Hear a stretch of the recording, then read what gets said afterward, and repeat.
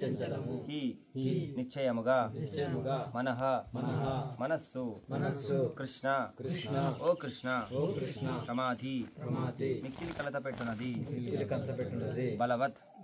బలవత్తరమైనది దృఢమైనది తస్య దానిని అహం నేను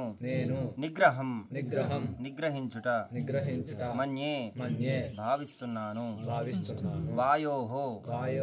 వాయువును ఇవ వలే సుదుష్కరం మిక్కిలి కష్టమైనది భామో భాష్యం చిన్న బైసరణ అరవింద భక్తి వేదాంత స్వామి శిల ప్రభుపాదికి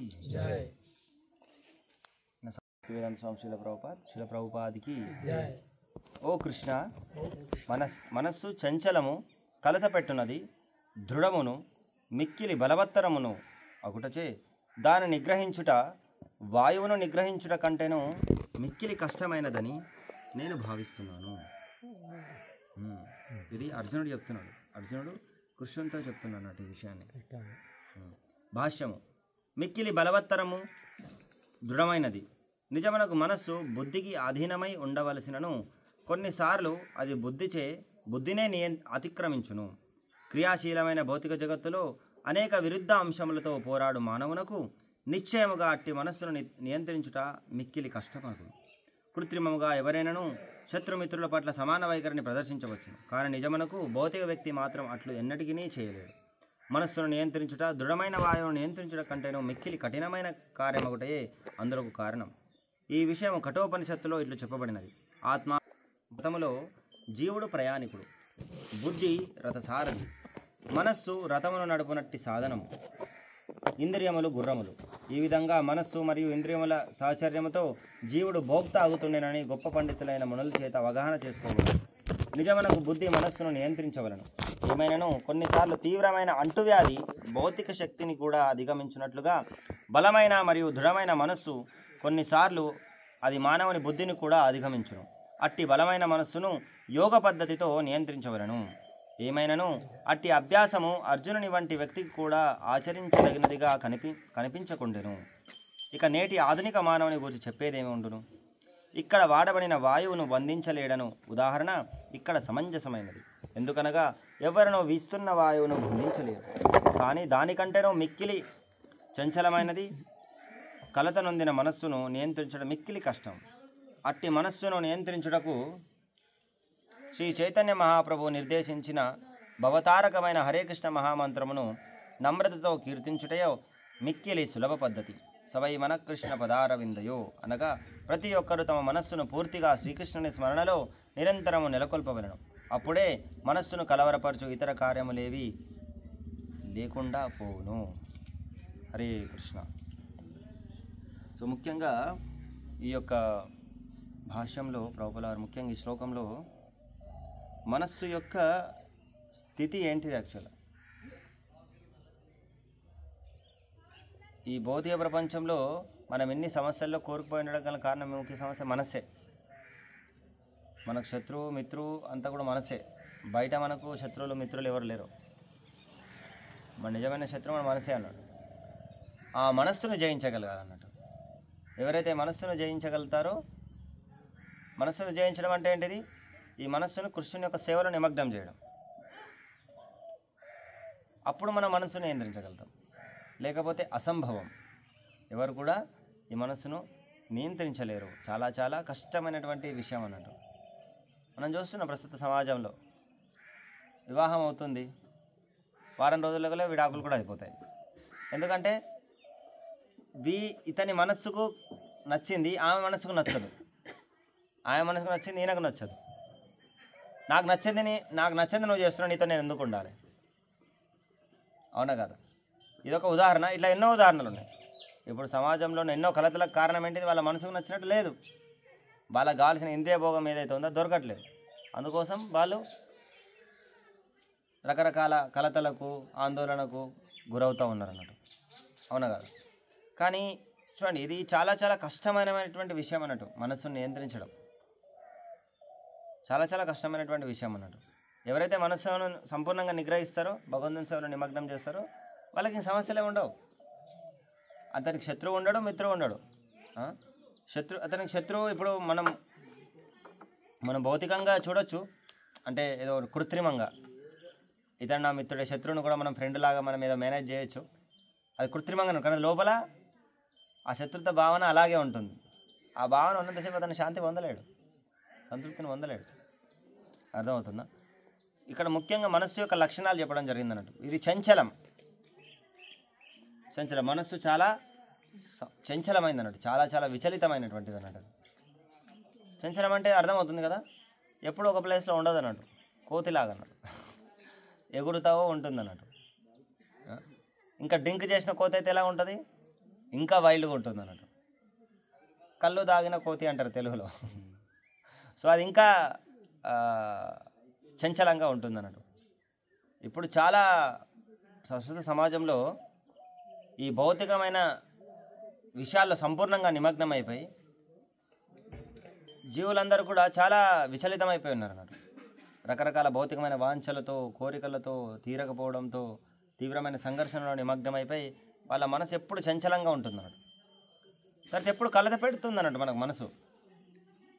ఇప్పుడు మనసు సంకల్ప వికల్ప, మనసు యొక్క లక్షణం అంటే సంకల్పం వికల్పం. మనం సంకల్పం చేస్తుంది, వికల్పం వదిలేస్తుంది అన్నట్టు. అవునా కదా? సో ఆ విధంగా తనకు నచ్చింది జరగలేదనుకోండి, చాలా డిస్టర్బ్ అయిపోతున్నాం. ఇప్పుడు మనమే చూడు, మన జీవితంలో మనకి నచ్చింది జరిగింది అనుకోండి, ఇంకా మనకు మనసు, మన శరీరం మన ఒక స్టేబుల్గా ఉండదు అన్నట్టు. అవునా కదా? సో ఈ విధంగా ఎప్పుడు కలతకు గురి చేస్తుంటుంది అన్నట్టు మనకు. తర్వాత ఇది చాలా దృఢమైంది.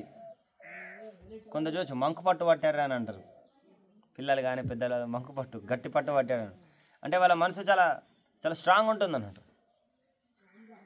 చాలా గట్టిగా, ఇది నాకు కావాల్సిందే ఇంకా ఏమైనా సరే మనం చూడొచ్చు.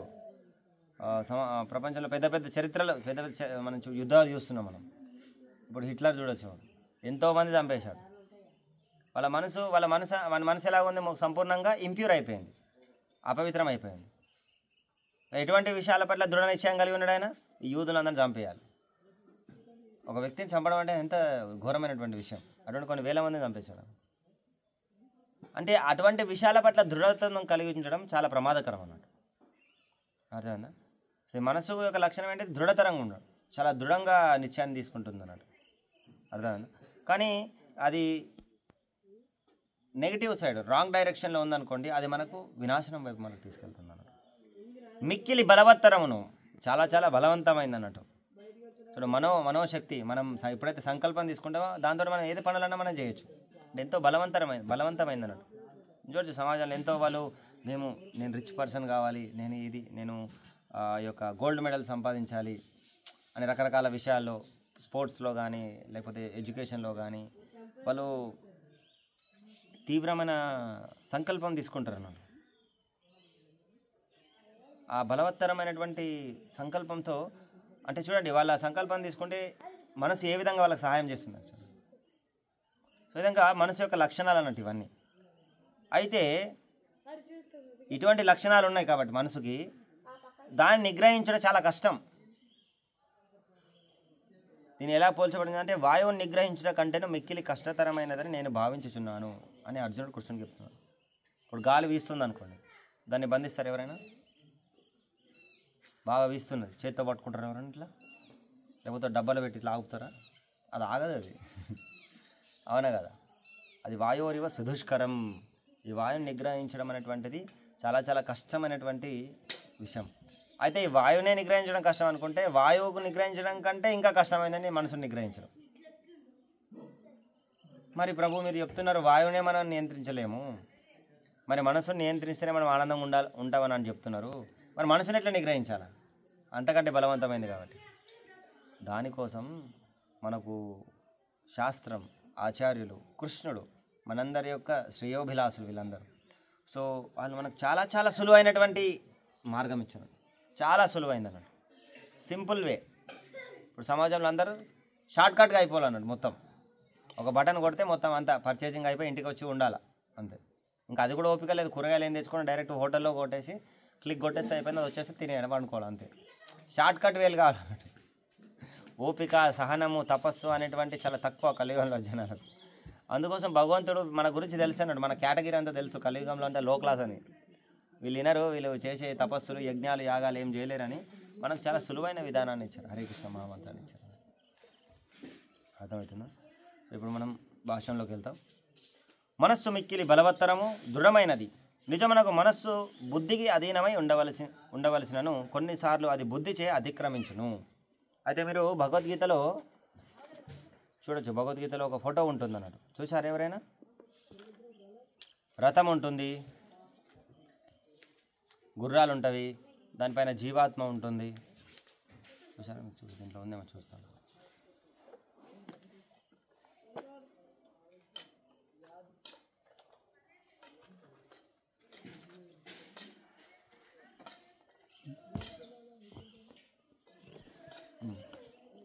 లేదు.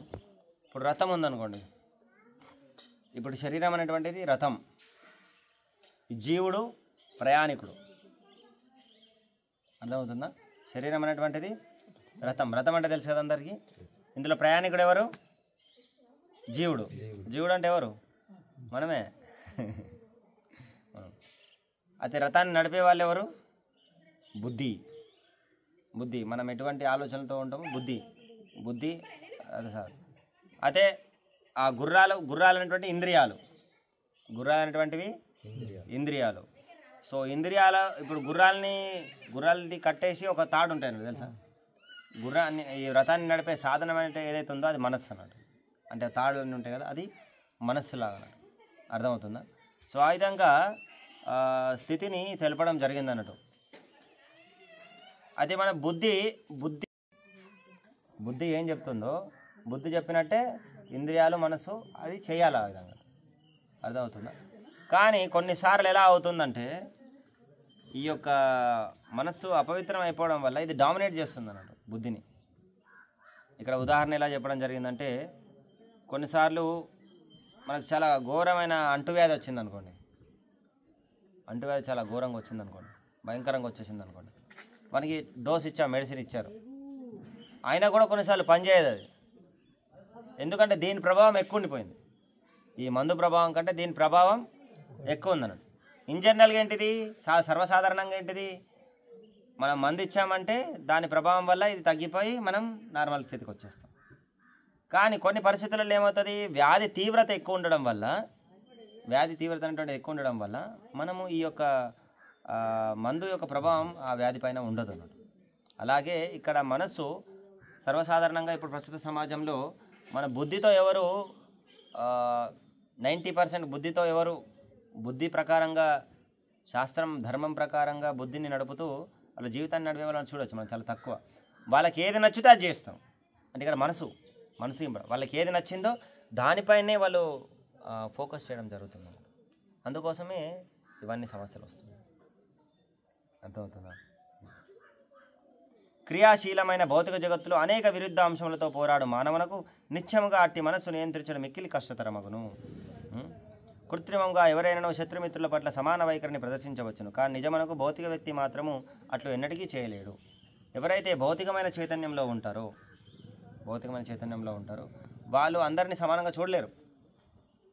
వాళ్ళు నటించవచ్చు, అందరు నాకు స్నేహితులు, ఇప్పుడు మనము కూర్చోవచ్చు, పొలిటీషియన్స్ వాళ్ళంతా అందరూ మనకు తెలిసిన వాళ్ళు, అందరు నా బంధువులు, అందరు నా మిత్రులు, అన్నీ చేస్తారు. కానీ లోపల వానికి ఏం నచ్చితే అది చేస్తాడు. అవునా కదా?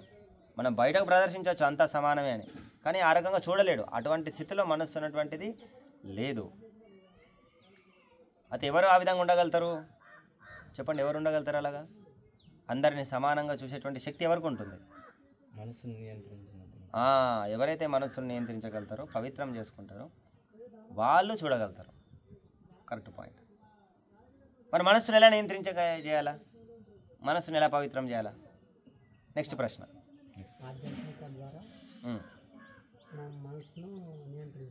ఎస్, ఆధ్యాత్మికతని పురోగమించుకోవడం ద్వారా, ఆధ్యాత్మిక మార్గంలో ముందుకు వెళ్ళడం ద్వారా మన మనస్సును నియంత్రింపజేసుకోవచ్చు. మరి ఆధ్యాత్మిక మార్గం అంటే ఏంటిది చెప్పండి? మీకు తెలిసింది చెప్పండి. ఆధ్యాత్మిక మార్గం అంటే ఏంటిది? భక్తి మార్గం. భక్తి అంటే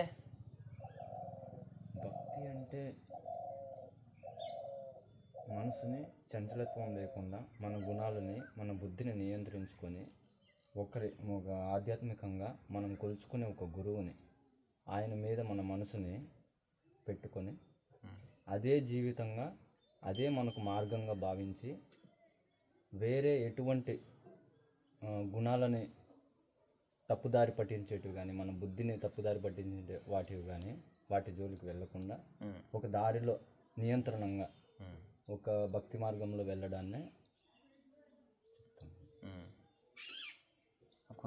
గురువు యొక్క సేవలు నిమగ్నం భక్తి మార్గం. భక్తి అంటే సేవ అన్నట్టు. భక్తికి సింపుల్గా డెఫినేషన్ ఏంటంటే సేవ. ఎవరికి సేవ చేయడం? మీరు అన్నట్టు గురువు యొక్క ఆదేశాన్ని పాటించడం. గురువు ఏమైనా ఆదేశం ఇస్తాడు, భగవంతునికి ఏ విధంగా సేవించాలో గురువు చెప్తాడు అన్నట్టు. అర్థమవుతుందా? భగవంతుని ఏ విధంగా సేవించాలనేటువంటి విషయం గురువుకు తెలుసు. ఎందుకంటే గురువు భక్తుడు కాబట్టి. గురువు అంటే శుద్ధ భక్తుడు అన్నట్టు, పవిత్ర భక్తుడు అన్నట్టు, ఆధ్యాత్మికంగా పురోగమించినటువంటి వ్యక్తి అన్నట్టు. ఆయనకు భగవంతుడు అంటే ఎవరో తెలుసు కాబట్టి అటువంటి గురువును మనం స్వీకరిస్తే మనకు ఆయన భగవంతుని ఎలా చేరుకోవాలో ఆయనకు శిక్షణ ఇవ్వగలుగుతాం. అర్థమైందా? ఆ విధంగా ఆయన ఆధ్వర్యంలో మనం భగవంతునికి సేవ. భక్తి అంటే సేవ అన్నట్టు. శ్రీకృష్ణ ఆకర్షణి. ఈ సేవ ఎటువంటిదంటే భగవంతుని కూడా ఆకర్షించగలుగుతుంది అన్నట్టు. ఇప్పుడు చాలామంది వెళ్తుంటారు మందిరాలకు వెళ్ళి భగవంతుని దర్శనం చేసుకోవాలి, పవిత్రమాల రకరకాల. కానీ ఎవరైతే సేవలో నిమగ్నం అవుతారో భగవంతుడి దృష్టి వాళ్ళ మీద పడుతుంది అన్నట్టు. భక్తి ఏంటిదంటే శ్రీకృష్ణ ఆకర్షణి. సేవ ఏంటంటే శ్రీకృష్ణుడు భగవంతుడిని కూడా ఆకర్షించేది ఏంటంటే సేవ. భక్తి అంటే సేవ అన్నట్టు. అర్థమవుతుందా? అది. సో ఆ విధంగా ఎప్పుడైతే మన మనస్సుని విధంగా భక్తియుక్త సేవలో నిమగ్నం చేస్తామో అప్పుడు ఇది పవిత్రమవుతుంది. అప్పుడైతే పవిత్రం అవుతుంది. అప్పుడు పవిత్రమైన మనస్సుతో మన జీవితం సక్రమంగా నడుస్తుంది. ఇంతకుముందు నాకు ఉదాహరణ చెప్పాను రథం గురించి. ఇప్పుడు రథం ఉంది, రథాన్ని మన ప్రయాణం ప్రశాంతంగా డెస్టినేషన్. ఇప్పుడు మనం ఇక్కడ నుంచి ఇప్పుడు ఫర్ ఎగ్జాంపుల్ ఉదాహరణ కూర్మ గ్రామం నుంచి మనం కూర్మనాథ స్వామిని చూడడానికి శ్రీకూర్మం వెళ్తున్నాం అనుకోండి. మన డెస్టినేషన్ ఇలా ఉంది. ఇప్పుడు మన రథం ఉంది, అందులో గుర్రాలు సరిగా లేవనుకోండి, మనం వెళ్ళగలుగుతామా? దానికి గట్టే సారథి అదే తాడులు సరిగా లేవనుకోండి, వెళ్ళగలుగుతామా? సరే, నడిపేవాడు బుద్ధి. నడిపేవాళ్ళు ఎవరు ఇక్కడ? బుద్ధి. ఆ బుద్ధి నడిపేవాళ్ళు సరిగా లేకపోతే వెళ్ళగలుగుతామా? వెళ్ళలేము. మన ప్రయాణం సక్రమంగా జరగదు. మనం ఎక్కడ ప్రమాదం అవుతామో తెలియదు, ఎక్కడ పడిపోతామో తెలియదు, ఎప్పుడు ఏమైనా జరగవచ్చు. అవునా కాదా? కాబట్టి మనము మొదటగా మనం చేయాల్సిందంటే మనం ప్రయాణం చేసే ముందు మనం చెకింగ్ చేసుకుంటామా లేదా, బండి కండిషన్గా ఉందా లేదా, లేకపోతే మనకు ప్రమాదం ఉంది. అట్లనే మనం ఆధ్యాత్మిక ప్రయాణం భక్తిలో పురోగమనం చెందాలనుకుంటే, మన జీవితాన్ని పరిపూర్ణం చేసుకోవాలనుకుంటే, భగవంతుని యొక్క ధామాన్ని భగవంతుని యొక్క ధామం లోకం వెళ్ళే కోరిక మనకు తీవ్రంగా ఉన్నట్లయితే దాంట్లో మనం ప్రయాణం చేయాలి. ప్రయాణం చేయాలంటే మన ఇంద్రియాలు సరిగా ఉండాలి. ఇంద్రియాలు అంటే ఇక్కడ గుర్రాలు. ఇంద్రియాలు పవిత్రమై ఉండాలి. దాని యొక్క తాళ్ళు అంటే ఈ గుర్రాలకు బంధించి ఏముంటాయి? ఈ తాళ్ళైతే మనసు పవిత్రంగా ఉండాలి. తర్వాత బుద్ధి కూడా పవిత్రంగా ఉండాలి. అప్పుడు మన ప్రయాణం చాలా సులువుగా జరుగుతుంది అన్నట్టు. ఇప్పుడు ఈ మూడు ఎవరికి పవిత్రంగా లేవు ప్రపంచంలో. ఎవరి ఇంద్రియాలు వాని కంట్రోల్లో లేవు. వాడు చూస్తాడు, బయటకు వెళ్తాడు, వాడితో మాంసం చూస్తాడు, వాడు తినాలనిపిస్తాడు, తినేస్తాడు. నా ఇష్టం నేను తిన్నా అంటాడు, అంతే. మనకి శాస్త్రం లేదు, మంచి లేదు, చెడు లేదు. అంటే మన మనసుకి ఏది నచ్చుతా చేయడం. ఇప్పుడు ప్రస్తుతం ట్రెండ్ అన్నట్టు. అది అవునా కదా? ప్రస్తుతం మన సమాజంలో జరుగుతుంది. మనకి ఏది నచ్చుతా చేయడం, అంతే. దేనికి అది జంతువు చేస్తుంది అలాగా. అవునా కదా?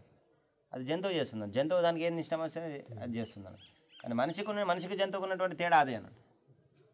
మనిషికి జంతువు అది మనసును నిగ్రహించలేదు, మనం నిగ్రహించగలుగుతాం. మనిషి కూడా అలాగే జంతువులా ప్రవర్తించాడు అనుకోండి, కుక్కలాగా పిల్లుల్లాగా, అప్పుడు మనిషికి జంతువుకి ఏం తేడా లేదు. అందుకే ప్రభుపాలు చెప్తున్నాడు క్యాట్ సివిలైజేషన్, డాగ్ సివిలైజేషన్ అని చెప్తున్నాడు. కుక్కల నాగరికత, పందుల నాగరికత అని చెప్పడం జరిగిందంట. అవునా కదా? కుక్కలు ఏం చేస్తాయి, జంతువులు ఏం చేస్తాయి? ఆహార నిద్ర భయం అవుతున్నాం. నాకు ఆహారం ఎక్కడ దొరుకుతుంది, నేను ఎక్కడ పడుకోవాలి, నాకు ఎక్కడ మైథునం లభిస్తుంది, తర్వాత ఎక్కడ నాకు భయం, రక్షణ నాకు ఎవరు రక్షిస్తారు, ఈ భయం ఎప్పుడు ఈ 4 విషయాల చుట్టే వాడి జీవితం తిరుగుతూ ఉంటుంది అన్నట్టు. కానీ మానవ జీవితం అనేటువంటి దానికోసం కాదన్నట్టు. మానవ జీవితం దానికోసం. మానవ జీవితం అంటే ఆత్మ సాక్షాత్కారం కోసం అన్నట్టు. ఈ ఆత్మ సాక్షాత్కారం ముందుకెళ్ళాలంటే మన మనసును, ఇంద్రియాలను, బుద్ధిని మనం ఆధ్యాత్మికమైనటువంటి మార్గంలో నిమగ్నం చేయాలన్నట్టు. ఈ బుద్ధి ద్వారా బుద్ధిని ఉపయోగించి బుద్ధి ద్వారా మనస్సు ద్వారా ఇంద్రియాలని. అర్థమవుతుందా? ఇంద్రియాల ద్వారా ఇంద్రియార్థాలని. ఇంద్రియార్థాలు అంటే తెలుసా? ఇంద్రియార్థాలు అంటే ఇప్పుడు విషయాలంటే ఇప్పుడు బయటకు వెళ్ళారు. మీరు బయటకు వెళ్ళినప్పుడు ఒక సినిమా పోస్టర్ చూసారనుకోండి, ఆ ఇంద్రియ విషయం అన్నట్టు. అది ఇంద్రియ విషయం అన్నట్టు. ఆ పోస్టర్ అంటే ఇంద్రియ విషయం, ఇంద్రియార్థాలు అంటారు. ఈ కన్ను అనేటువంటిది ఇంద్రియం. కన్ను అనేటువంటిది ఒక ఇంద్రియం. దీనిపైన భాష ఎవరు? మనస్సు. దానిపైన భాష ఎవరు? బుద్ధి. ఇప్పుడు బుద్ధి చెప్తుంది ఇది భౌతికమైనటువంటి విషయం, ఇది చూడు, నువ్వు ఈ కోరిక ఏదైతే వచ్చిందో, నువ్వు ఈ మూవీ చూడాలన్నటువంటి కోరిక నీకు ఏదైతే వచ్చిందో దీనివల్ల నీకు ఎటువంటి లాభం లేదు. ఇప్పుడు మూవీకి వెళ్తావు నువ్వు అని బుద్ధి చెప్తుంది అన్నట్టు. అంటే ఒకవేళ బుద్ధి ఆధ్యాత్మికమై ఉంటే, ప్రభుపాల వారి గ్రంథాలు చదివి ఉంటే, భక్తుల సాంగత్యంలో ఉంటే ఆ బుద్ధి చెప్తుంది అన్నట్టు నీకు. ఈ యొక్క మూవీ చూడడం వల్ల నీకు ఇంద్రియ భోగం చేయాలని కోరిక పెరుగుతుంది. సినిమాలలో ఏం చూపిస్తారు? నువ్వు హీరో, నువ్వు భోగించు, నువ్వు ఈ శరీరం అని తెలియజేస్తూ ఉంటారు అన్నట్టు. నీ శరీరం అంతే కదా, అవునా కదా? అన్ని సినిమాలు ఏం చేపిస్తారు? నువ్వు ఎక్కువ భోగించు, ఎవడు ఎక్కువ భోగిస్తే వాడే గొప్ప, అవునా కదా? అదేనా? సో ఆ విధంగా ఇది నీ నిజమైన లాభం, మానవ జీవితంలో మనం పొందే నిజమైన లాభం నుంచి ఇది దూరం తీసుకెళ్తుంది. కాబట్టి ఇది నీకు శత్రువు లాంటిది. దాన్ని నువ్వు తిరస్కరించు. ఆ విధంగా తిరస్కరిస్తుంది బుద్ధి చెప్తుంది. బుద్ధి చెప్పింది మనసు చేస్తుంది. మనసు చెప్తుంది కాబట్టి ఇంద్రియాలు కూడా, ఈ కన్ను కూడా మనసు చెప్తుంది కాబట్టి ఈ ఇంద్రియం కూడా నిగ్రహించబడుతుంది. అప్పుడు నీకు ఆ యొక్క దానిపైన నువ్వు వెళ్ళవు. అర్థమైంది? ఆ విధంగా మన రథం కరెక్ట్ వెళ్తుంది అన్నట్టు. మన ఏదైతే రథంలో మనం వెళ్తున్నా అది కరెక్ట్ డైరెక్షన్లో వెళ్తుంది. ఒకవేళ నీ బుద్ధే సరిగా లేదనుకో, అదేమో ఇది కరెక్ట్ అయినట్టు వెళ్ళిపోయింది, టర్న్ తీసుకుంది, ఆ టర్న్ తీసుకొని ఎటో పోతుంది అన్నట్టు. అది శ్రీకుర్మం పోయే వదిలో ఎక్కడికో వెళ్ళిపోతుంది అన్నమాట బండి. అర్థమవుతుందా?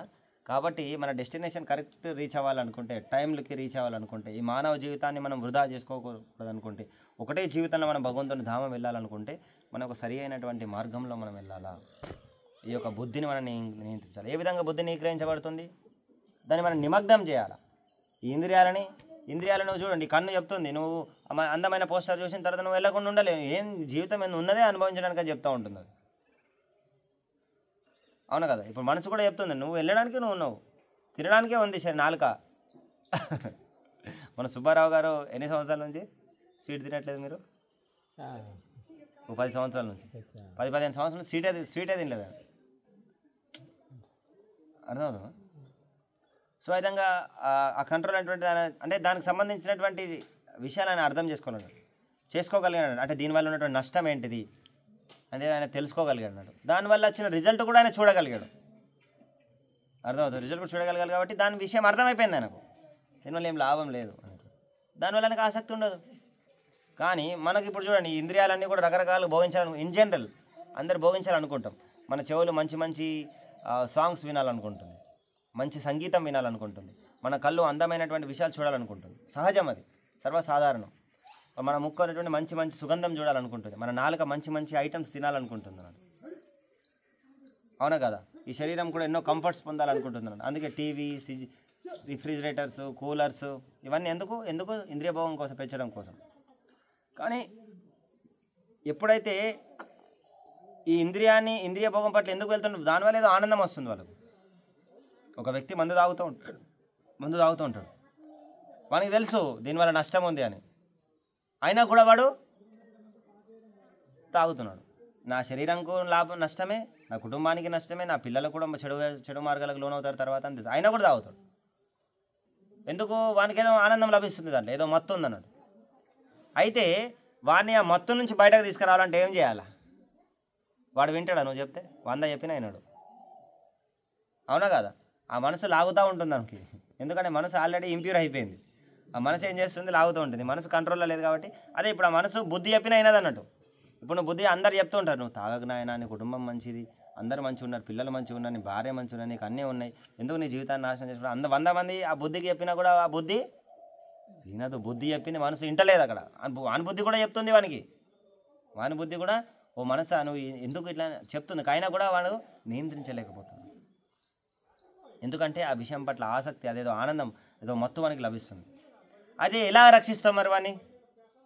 సమాజంలో ప్రతి ఒక్కడు కూడా ఏదో ఒక వ్యసనంలో లోనైపోయి ఉన్నాడు. ఇప్పుడు ఆస్తులు సంపాదించాలనే మత్తులో, బ్యాంక్ బ్యాలెన్స్ పెంచాలనే మత్తులో, స్త్రీల యొక్క మత్తులో, మందు యొక్క మత్తులో, జూదం చూడొచ్చు, ఎంతోమంది డ్రగ్స్ అడిక్షన్, మత్తు పానీయాల యొక్క మత్తులో, రకరకాల మత్తులో నిమగ్నం అయిపోయి ఉన్నారు. అవునా కదా? ఎంతోమంది లైఫ్లో నాశనం చేసుకుంటున్నారు. అయితే ఈ మత్తు నుంచి తీసుకురావాలంటే అంతకంటే పెద్ద మత్తుని ఇవ్వాలన్నమాట. అర్థమవుతుందా? అంతకంటే ఉన్నతమ వాడికి ఏదైతే ఆ విషయాలు చేయడంలో ఆనందం ఏదైతే వస్తుందో అంతకంటే కొన్ని లక్ష రెట్లు ఆనందం ఉన్న విషయాన్ని ఇచ్చామనుకో వాడు చేస్తాడు అది.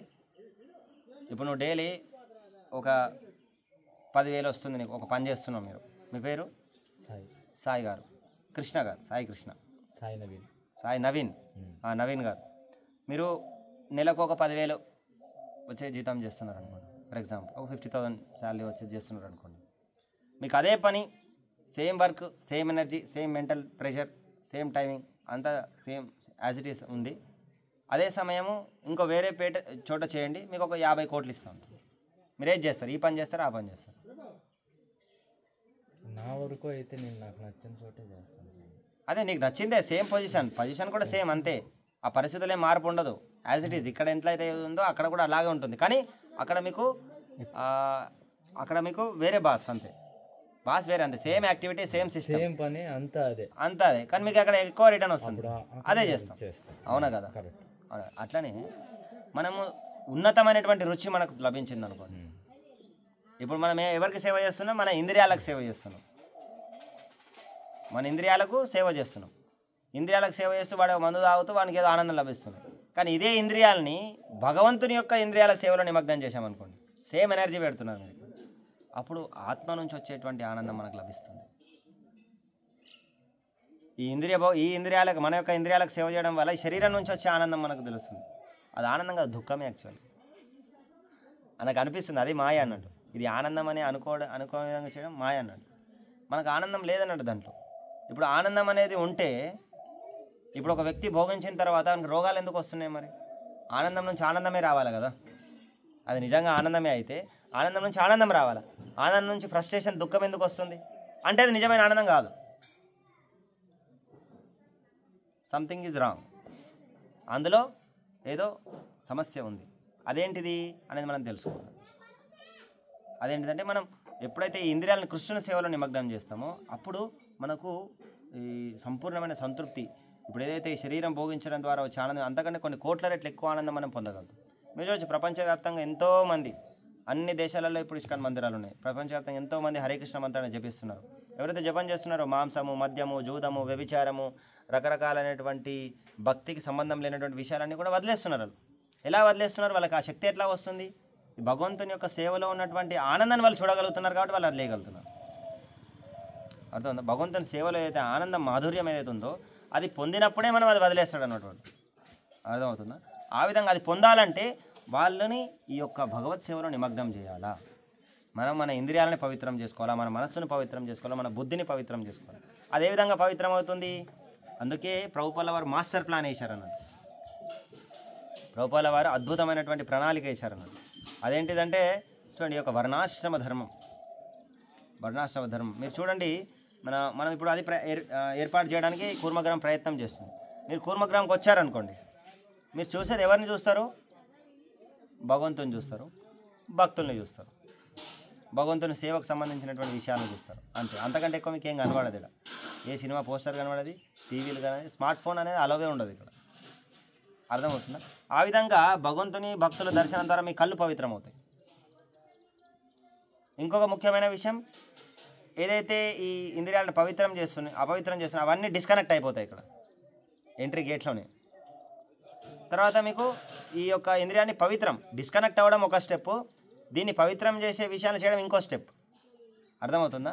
ఇంద్రియాలని అపవిత్రం చేసే విషయాల్ని దూరం పెట్టడం ఒక స్టెప్, తర్వాత ఇంద్రియాలని పవిత్రం చేసే విధానాల్లో నిమగ్నం అవ్వడం ఇంకో స్టెప్. ఇక్కడ రెండు జరిగిపోతున్నాయి మీకు.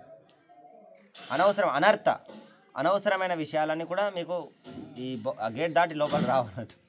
ఇక్కడికి వచ్చినంటే భగవంతునికి సంబంధించిన విషయాలను మీరు దర్శిస్తూ ఉంటారు. ఆ విధంగా మన కళ్ళు పవిత్రమవుతుంది. అర్థమవుతుందా? సో మన చెవులో చూసుకోండి, మీకు ఇక్కడ ఏ సినిమా సాంగ్స్ వినిపించవు, భగవంతుని కీర్తన, భగవంతుని ప్రవచనం మీరు అందరూ వింటున్నారు ఇప్పుడు. ఇది మన మనసుని, ఇది మన ఇంద్రియాలని, మన చెవులను పవిత్రం చేస్తుంది. మన చెవుల ద్వారా జ్ఞానం ఎక్కడికి వెళ్తుంది? మన మనసుకి వెళ్తుంది. ఆ మనసు ఇవన్నీ విషయాలు విని విని ఇది కూడా పవిత్రమవుతుంది, మనసు కూడా పవిత్రమవుతూ ఉంటుంది. అర్థమవుతుందా? అయితే తర్వాత ఈ వాసన, భగవంతునికి అర్పించిన పువ్వుల్ని మనం వాసన చూస్తున్నాం డైలీ, మన మంగళారతిలో గురు పూజలు చూస్తున్నాం. ఆ విధంగా మన మనసు, మన ముక్కు పవిత్రమవుతుంది. మన నాలుక, భగవంతునికి అర్పించిన పదార్థాలని మనం తీసుకుంటున్నాం, ఆ విధంగా మన నాలుక పవిత్రమవుతుంది అన్నమాట. అర్థమవుతుంది? మన శరీరాన్ని కూడా సేవలో పెడుతున్నాం, ఉదయం నుంచి సాయంత్రం వరకు మన శక్తి మేరకు ఎంత సాధ్యమైతే అంత మనం సేవలో నిమగ్నం అవుతుంది. ఆ విధంగా శరీరం పవిత్రమవుతుంది. అవునా కదా? ఆ విధంగా ఈ ఇంద్రియాల యొక్క అధిపతి ఎవరు? మనసు. ఈ ఇంద్రియాలను మనకు భగవంతుని సేవలు నిమగ్నం ద్వారా మన మనసు కూడా పవిత్రమవుతుంది. ఎప్పుడైతే మనసు పవిత్రం అవుతుందో ఆ మనసు భగవంతుని స్మరించకుండా ఉండలేదన్నట్టు. ఎందుకంటే ఆ టేస్ట్ తెలుస్తుంది అన్నట్టు, దీనికి ఆ రుచి. ఒక వ్యక్తికి ఆ రుచి తెలియనంత వరకే సమస్య. ఒక్కసారి భగవత్ సేవలో, భగవంతుని నామంలో వచ్చేటువంటి రుచి, మాధుర్యం తెలిస్తే ప్రపంచం వచ్చి వాని తలకాయ నరికేస్తానని వాడు విన్నాడు అన్నాడు. ఎందుకంటే ఆ సేవలో ఉన్నటువంటి ఆనందం మనకు తెలుసు, జీవితం యొక్క పరమ లక్ష్యం అంటే ఏంటి తెలుసు, ఇందులోనే అందరికీ శ్రేయస్సున్నదన్న విషయం మనకు తెలుస్తుంది. అవునా కదా? జీవితం యొక్క పరమ లక్ష్యం అని ఆయనకు అర్థమైపోతుంది అన్నట్టు. అర్థమవుతుందా? సో ఆ విధంగా కాబట్టి మనం ఈ యొక్క మనస్సును మనం నిగ్రహించాలనుకుంటే మనం సంపూర్ణంగా కృష్ణ చైతన్యంలో నిమగ్నం అవ్వాలి. భక్తి అనుకూల మాత్ర కార్య స్వీకార, భక్తికి అనుకూలమైనటువంటి కార్యాలే మనం చేయాలి. భక్తి ప్రతికూల వర్జన అంగీకార, అంటే భక్తికి అనుకూలంగా ఏవైతే లేవో వాటన్నింటినీ వదిలేయాలి. భక్తికి ఏవైతే అనుకూలంగా లేవో వాటిని మనం వదిలేయాలన్నమాట. అప్పుడు త్వరితగతిన మనం ముందుకెళ్తాం. శరణాగతి, షడంగ శరణాగతి. ఇప్పుడు ఈ మనసు ఏంటంటే, మనసు శరణాగతి పొందాలా. భగవంతునికి శరణాగతి పొందిందనుకోండి, అది ఇంకా దానికి తిరుగులేదన్నట్టు, కేవలం ఆనందమే ఉంటుందన్నట్టు. భగవంతునికి శరణాగతి పొందుతలేదు కాబట్టి సమస్య. లేదు నేను ఎందుకు పొందాలి, నేను ఇంకా భోగిస్తాను, ఇంకొంచెం చేయాలి. నువ్వు ఎంతవరకు మనం భగవంతుని శరణాగతి పొందుతామో, ఎంతవరకు భగవంతుడు ఇచ్చిన మార్గంలో మన మనసును, మన శరీరాన్ని, మన ఇంద్రియాలను నిమగ్నం చేస్తాం, అంత మనం విముక్తి చెందినట్టే. ఎంతవరకు మనం ఇంకా భోగించాలి, ఇంకా నియంత్రించాలి అనేటువంటి విషయాలలో పైన మనం ఆసక్తి చూపిస్తామో అంతవరకు మనం బంధించబడతాం. అంతవరకు మన గుణాలు పనిచేస్తాయి, అంతవరకు మన కర్మ పనిచేస్తుంది, అంతవరకు ఈ సమస్యల్లో మనం కూరుకుపోవాల్సి వస్తుంది అన్నట్టు. అర్థమవుతుంది? మన చేతిలోనే ఉంది మన విముక్తి చెందడం, మనం శాశ్వతంగా మన భగవద్ధామంలో వెళ్ళడం అనేటువంటి మన చేతుల మీద ఉంది. కృష్ణుడు రెడీగా ఉన్నాడు అన్నట్టు రథం పెట్టుకొని. ఇప్పుడు వైకుంఠం తీసుకెళ్ళిపోతారు, గోలోక బృందాన్ని తీసుకెళ్ళిపోతారు. కానీ మనం రెడీగా లేం. మనకు ఎన్నో భౌతికమైన ఆసక్తులు, కోరికలు ఉన్నాయి. వాటన్నిటిని మనం ప్యూరిఫై చేసుకోవడం కోసమే ప్రభుపాల వారు ఇటువంటి వర్ణాశ్రమ విధానాన్ని ఏర్పాటు చేయడం కోరుకున్నారన్నట్టు. మొదట్లోనే స్టార్టింగ్లోనే ప్రభుపాల వారు ఇటువంటి గ్రామాలను ఏర్పాటు చేశారన్నట్టు. ఎందుకంటే బయట అటువంటి వాతావరణం లేదు. కలియుగ ప్రభావం వల్ల ప్రతిరోజు కూడా ఈ అపవిత్రత అనేటువంటి పెరుగుతూనే పోతుంది అన్నట్టు. అవునా కాదు? కాబట్టి ఈ అపవిత్రత నుంచి జనాలు రక్షించాలంటే ఇటువంటి ఫెసిలిటీ అవసరం. ఇప్పుడు ఎంతోమంది మీలాంటి వాళ్ళు భక్తి చేయాలనుకుంటున్నారు, కానీ ఇటువంటి వాతావరణం లేకుండా మీరే కూడా ఎట్లా చేస్తారు? అందరు ఎలాగుంటే అలాగే వెళ్ళాల్సి వస్తుంది. అవునా కాదు? కాబట్టి ఇటువంటి ఒక మంచి వాతావరణం అనేటువంటి ప్రజెంట్ సొసైటీకి మనం అందజేయాలి. అందుకోసం ఇది గొప్ప ఉద్యమం అన్నట్టు. ఈ యొక్క వర్ణాశ్రమ విధానం ఏంటిదంటే కొన్ని లక్షల మందిని భక్తులు చేయగలుగుతున్నారు. ఈవెన్ మాంసము, మద్యము, జూదము, వ్యభిచారం చేసేటువంటి వ్యక్తిని కూడా గ్రాడ్యువల్గా వాళ్ళకి స్టెప్ బై స్టెప్, ఇక్కడ ఎన్నో ఇది స్టార్టింగ్ స్టేజ్లో ఉంది. ఒకసారి సంపూర్ణమైనటువంటి సెటప్ మనకి ఏర్పడితే ఎంత నీచమైన స్థితిలో ఉన్న వ్యక్తిని కూడా సంపూర్ణమైన విశుద్ధ భక్తుని స్థాయికి తీసుకురావచ్చు అన్నట్టు. అటువంటి శక్తి ఈ వర్ణాశ్రమ విధానానికి ఉంది, దైవీ వర్ణాశ్రమం అన్నట్టు. కొంచెం సమయం తీసుకుంటుంది. ఇది జస్ట్ బిగినింగ్, ఇది construction phase, just not at started, just beginning స్టేజ్లో ఉందన్నట్టు. కాబట్టి దీని అందరికీ ఇది భగవంతుని యొక్క కోరిక, భగవంతుని యొక్క ఉద్యమం, ఒక విశుద్ధ భక్తుని యొక్క కోరిక. ఈ యొక్క ఇటువంటి ప్లేస్ ఇప్పుడు చూడండి, మనం ఇటువంటి ప్లేస్ ఉంది కాబట్టి మనం వచ్చి భక్తి చేసుకోగలుగుతున్నాం కదా. ఇంకా దీన్ని ముందుకు తీసుకెళ్తే ఇంకో ఫ్యూచర్లో వేల మంది వచ్చి దీని యొక్క లాభం పొందుతారు, వాళ్ళ జీవితాన్ని పవిత్రం చేసుకోగలుగుతారు. కాబట్టి ఇటువంటి ఉద్యమంలో మనం మన జీవితాన్ని డెడికేట్ చేసినట్లయితే, జీవితాన్ని ఉంచినట్లయితే ఇందులో మన జీవితం సార్థకం అవుతుంది, వేరే వాళ్ళ జీవితాలు కూడా పవిత్రం అవుతుంది. అర్థమవుతుందా? జన్మ సార్థక్ కరో పరోపకార్. మన జీవితాన్ని సార్థకం చేసుకోవాలి, వేరే వాళ్ళ జీవితాన్ని కూడా సార్థకం చేయించే విధంగా మన జీవితం ఉండాలి. అప్పుడు కదా మన జీవితం సార్థకం అవుతుంది, మన జీవితానికి ఒక అర్థం అనేటువంటిది వస్తుంది. లేకపోతే ఏముంది చెప్పండి? ఏం సార్థకం అనేటువంటిది లేదన్నట్టు. జస్ట్ జంతువులు జీవిస్తున్నాం, మనం జీవిస్తున్నాం, ఏం ఉపయోగం లేదు. 2 కాళ్ళ జంతువు అయిపోతాం అంటే. అవును కదా? హరే కృష్ణ. కోరిక స్వార్థానికి గల డిఫరెన్షియేషన్ ఏంటి అని నాకు తెలుసుకోవాలి. ఆశ, కోరిక, స్వార్థం. కోరిక అనేటువంటిది సహజ స్థితి, జీవునికి ఉన్నటువంటి సహజ స్థితి. అది కోరుకోవడం తప్పు కాదు, కానీ కృష్ణునికి సంబంధం లేని, కృష్ణుని సేవకు సంబంధం లేనిది కోరుకోవడం తప్పు, అది స్వార్థం అన్నది. అర్థమవుతుంది. ఏదైనా కోరిక అనేటువంటిది జీవునికి ఉన్న సహజ లక్షణం, అది కోరిక అనేటువంటిది. కానీ ఎప్పుడైతే మనం కృష్ణునికి సంబంధం లేని భగవంతుని, ఎందుకంటే మన నిజమైన సహజ స్థితి అంటే భగవంతుని సేవ చేయడం. ఎలాగైతే పంచదార యొక్క సహజ స్థితి తీయదనం, తీయగలేకపోతే దాన్ని పంచదార అంటారా? దాని లక్షణం అది కాదు. అట్లనే ఆత్మ యొక్క సహజ స్థితి ఏంటిదంటే భగవంతుని యొక్క సేవలో నిమగ్నం అయిపోయి ఉండడం. అందులోనే మనకు అత్యున్నతమైనటువంటి ఆనందం ఉందన్నట్టు. అది ప్రతి క్షణం పెరుగుతూనే ఉంటుందన్నట్టు, శాశ్వతంగా పెరుగుతూనే ఉంటుందన్నట్టు. అటువంటి ఆనందం మనం పొందుతూ ఉండేవాళ్ళం. కాకపోతే మనం మన స్వతంత్రాన్ని దుర్వినియోగం చేసి సొంతంగా మనం భోగించాలి, ఈ శరీరాన్ని భోగించాలనుకున్నాం, ఈ మనం నియంత్రించాలనుకుంటాం, అంతా నియంత్రించాలి, కంట్రోల్ చేయాలని. అవునా కాదు? మనం భోగించాలనుకుంటాం. ఏదైతే కృష్ణునికి అంటే ఇది భక్తికి అనుకూలమైంది కాదు, కృష్ణ చైతన్యంలో ముందుకెళ్ళేది కాదు, కృష్ణునికి విరుద్ధంగా అయ్యేది. కాబట్టి ఇటువంటి కోరికలు ఏవైతే ఉన్నాయో అది స్వార్థపూరితమైనటువంటి, దానివల్ల మనకు ఎటువంటి లాభం లేదు. తాత్కాలికంగా మనకు అనిపిస్తూ ఉంటుందేమో దీనివల్ల లాభం, కానీ అది మనకు దుఃఖాన్ని కలగజేస్తుంది. మనం ప్రాక్టికల్గా చూడొచ్చు. ఇదేదైతే థియరీ మీరు వింటున్నారో, ప్రవచనం వింటున్నారో, జస్ట్ బ్లైండ్ నేను చెప్పానని మీరు గుడ్డిగా స్వీకరించాల్సిన అవసరం లేదు. మీరు నిజంగా మీ జీవితంలో పాటించి చూడండి, భగవంతుని సేవ చేసి చూడండి, భగవంతుని నామము, భగవంతుని సేవ, భగవంతుని ప్రసాదం ఇవన్నీ చేస్తూ ఒక నెల రోజులు మీరు ట్రై చేసి చూడండి, మీకే డిఫరెన్స్ తెలుస్తుంది. ఇది ప్రాక్టికల్లీ టెస్టెడ్ ప్రూవెన్ సిస్టమ్ అన్నట్టు. అగ్నిలో వేలు పెడితే కాలుతుందని ఎంత సత్యమో, భగవత్ సేవలో నిమగ్నం అవుతే వాడు పవిత్రం అవుతాడని కూడా అంతే సత్యం. అది నా జీవితంలో నేను తెలుసుకున్నాను. మీ జీవితంలో కూడా మీరు అది పాటిస్తే మీకు అర్థమవుతుంది. ఆ విధంగా భగవంతుని సంబంధం లేనిది ఏవైతే విషయాలు ఉన్నాయో వాటిని ఆశించడం స్వార్థం అన్న. మన నిజమైన స్వార్థం అంటే ఏంటిది? మనకు లాభాన్ని చేకూర్చేది. మనకు స్వార్థం అర్థం అంటే లాభం, స్వ అంటే నాకు, నా యొక్క లాభం కోసం ఏది అవుతుంది. మన నిజమైన స్వార్థం నతే విధు స్వార్థ గతిం హి విష్ణు. అర్థమవుతుంది. ఎప్పుడైతే మనం విష్ణు యొక్క సేవలో నిమగ్నం అవుతామో అదే మన నిజస్వార్థం అన్నది. అర్థమవుతుందా? నిజమైన స్వార్థం మనకు దేంట్లో ఉందంటే భగవంతుని సేవలో నిమగ్నం అవడంలోనే మనకు లాభం ఉంది, ఇంకా దేంట్లో లాభం లేదు. మన ఇంద్రియాలనేటువంటి చోరులు, దొంగలు మనలో ఉన్నటువంటి సంపదను, శక్తిని అంతా లాగేస్తున్నారు. ఆ యొక్క దొంగలకు బానిసలుగా అవుతుంది, ఏం లేదు. హరే కృష్ణ. ఇంకా పెళ్ళి అనే కాన్సెప్ట్ ఉంది, గృహస్థాశ్రమం. అసలు పెళ్ళి అనేది ఎంతవరకు కొనసాగాలి, లేదు దాన్ని పూర్తిగా నియంత్రించాలి? ఎందుకంటే దానివల్ల కలిగే నష్టాలు కావచ్చు, ఇప్పుడు ప్రజెంట్ జరుగుతున్న ప్రపంచంలో మనం చూస్తున్నది, దానివల్ల ఇబ్బంది పడుతున్నారు. ఒకవేళ దాని అవసరం ఎంత ఉంది, లేదు దాని పద్ధతులు ఎలా ఉండాలి, ఏంటి, ఇలా ఉంటే ఇది పద్ధతి, ఇది లేదు అంటే అది రెండు మనుషులకు సంబంధించింది. ఎందుకంటే రెండు మనుషులు ఒక దారిలో నడిస్తే ఇబ్బంది లేదు. అవి ఈ మనసు ఇంకొక దారి, ఈ మనసు ఇంకొక దారి అయినప్పుడే అదేమైపోతుంది, దూరం అయిపోతున్నాయి. అలా ఒక్క దారిలో నియంత్రించడానికి గల ఏమన్నా అవకాశాలు ఉన్నాయా ఏంటి అని? అయితే ముఖ్యంగా ఏంటంటే మీ గృహస్థాశ్రమం గురించి, అంటే 4 ఆశ్రమాలు ఉన్నాయి: బ్రహ్మచారి, గృహస్థ, వానప్రస్థ, సన్యాసాశ్రమం. అయితే వైదిక సనాతన ధర్మంలో ఏమంటే 25 సంవత్సరాలు వాళ్ళు గురువు యొక్క సేవలు సంపూర్ణంగా నిమగ్నం అయిపోయి వాళ్ళు శిక్షణ పొందేదన్నట్టు. తర్వాత ఒకవేళ వాళ్ళు ఇంద్రియాలని నిగ్రహించలేకపోయే స్థితిలో ఉన్నట్టయితే వాళ్ళు గృహస్థాశ్రమం స్వీకరించేది అన్నట్టు. అర్థమవుతుందా? గృహస్థాశ్రమం స్వీకరించేది. ఆ గృహస్థాశ్రమం కూడా ఏంటిది, ఇంద్రియ భోగం ఏంటిది, లైసెన్స్ కొంచెం ఇవ్వబడింది అన్నట్టు, లైసెన్స్డ్ సెన్స్ గ్రాటిఫికేషన్ అన్నట్టు. సో అది శాస్త్ర నియమాలు పాటిస్తూ మనం ఆ యొక్క ఇంద్రియ భోగాన్ని మనం స్వీకరించవచ్చు. తర్వాత వాళ్ళు వానప్రస్థాశ్రమం తీసుకున్నారు. వానప్రస్థాశ్రమం అంటే తర్వాత 50 సంవత్సరాలు అయిన తర్వాత వాళ్ళు కుటుంబ బాధ్యతలన్నీ కంప్లీట్ చేసేసి తర్వాత వాళ్ళు భక్తుల సాంగత్యంలోకి వెళ్ళి సంపూర్ణంగా సేవలో నిమగ్నం. తర్వాత ఎప్పుడైతే వాళ్ళు వైరాగ్యాన్ని పొందుతారో సన్యాసాశ్రమం తీసుకుంటారు అన్నమాట.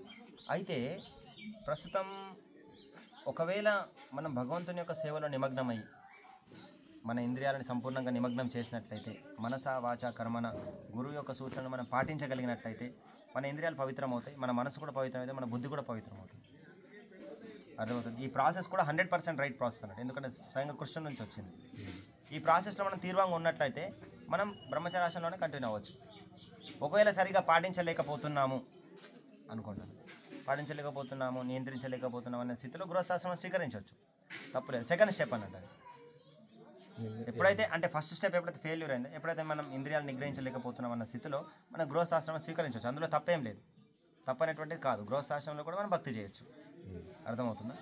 ఆ విధంగా కానీ మీరు ఇంద్రియాలు నిగ్రహించి ఈ ప్రాసెస్ తీవ్రంగా ఉన్నారనుకోండి, ఆటోమేటిక్గా మనం ఎన్నో బరువులు బాధ్యతలు మనం తగ్గించినట్లు అవుతుందండి. మీరు చూడండి, ఒక 10 అంతస్తుల బిల్డింగ్ ఉందనుకోండి, బ్రహ్మచర్యాశ్రమం ఏంటంటే లిఫ్ట్ లాగా అన్నట్టు, లిఫ్ట్ ఎక్కినట్టే ఎగిపోతారు అన్నట్టు. కానీ గృహస్థాశ్రమం ఎలాగంటే మీకు అన్ని బరువులు నీ బరువే కాకుండా అందరి బరువులు మోసుకుంటూ మెట్లెక్కాలన్నట్టు. అర్థమవుతుందా? ఎంతో ప్రమాదం కూడా ఉంది. ఎందుకంటే మీరు అన్నారు కదా ఇంతకుముందు, ఒకే మనసు ఒకే రకంగా, ఒక మనసు ఒక రకంగా ఉంటుంది. ఇప్పుడు ప్రభుత్వం చెప్పారు, ప్రపంచంలో ప్రతి ఒక్కరి ఇద్దరి వ్యక్తిత్వం డిఫరెంట్గా ఉంటుంది. ఇద్దరు సేమ్ ఐడెంటికల్ ఉండరు అన్నట్టు. ప్రతి ఒక్కరు కూడా ఇండివిజువల్ సోల్ అన్నట్టు. నీకు ఒక రకమైన కోరికలు ఉంటాయి, నాకు ఒక రకమైన డిజైర్స్ ఉంటాయి అన్నట్టు. మనం ఇద్దరు మ్యాచ్ అయ్యే అవకాశం చాలా తక్కువ.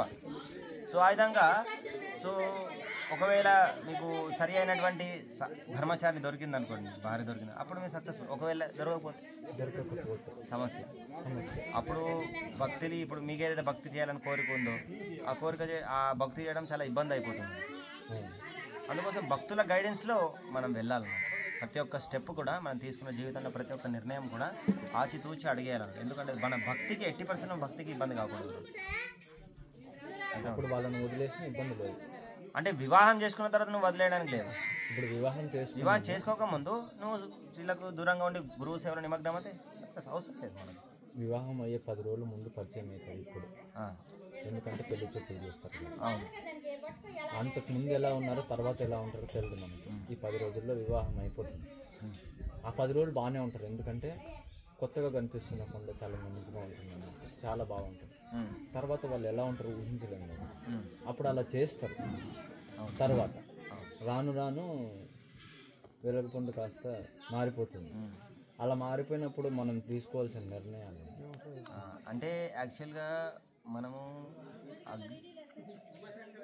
ఏంటంటే అగ్గిలో వేలు పెడితే కాలిపోతుంది అన్నమాట. అంటే నా సొంత ఎగ్జాంపుల్ చెప్తున్నాను. మనం ఆ జ్ఞానాన్ని పొంది ఉండాలి. ఇది అగ్ని, దాని దగ్గరికి వెళ్తే కాలుతుంది, చాలా జాగ్రత్త వహించాలా. ఒకరిని అగ్నిని సమీపించాలని చాలా జాగ్రత్తగా ఉండాలి. అయితే ఫస్ట్ శిక్షణ అనేటువంటిది అవసరం. మీరు అడిగిన ప్రశ్నకు సమాధానం ఏంటిదంటే, ఈ గృహస్థ ఆశ్రమం అనేటువంటిది మన జీవితంలో తీసుకున్న పెద్ద నిర్ణయం. అది మన జీవితం మొత్తాన్ని ప్రభావం చూపిస్తుంది, అవునా కదా? నువ్వు అటువంటి నిర్ణయం తీసుకునేటప్పుడు నువ్వు ఏ బేస్ మీద నువ్వు తీసుకుంటున్నావు ఆ నిర్ణయం, దానికోసం ఒక శిక్షణ అనేటువంటిది అవసరం. అందుకే వైదిక విధానంలో బ్రహ్మచారి శిక్షణ ఉండేదన్నట్టు. గురువు రాజైనా సరే, రాజు కొడుకైనా సరే గురువు కింద సేవ చేయాలి. గురువు కట్టెలు తీసుకురామంటే కట్టెలు తీసుకోరా, క్లీనింగ్ చేయమంటే ఆ చెత్త ఎత్తేయమంటే ఎత్తేయాలి.